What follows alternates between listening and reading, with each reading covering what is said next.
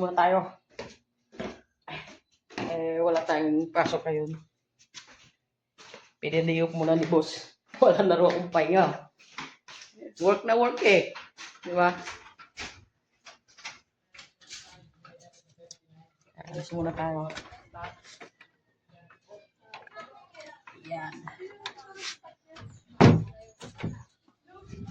Ano dito? Points counter. Yung Wala tayo guys. hello guys. Alam muna tayo. Kasi dinala ko yung ano. Atin Ito yung ano ko. cellphone mo. May Dito tayo. gagawin lang.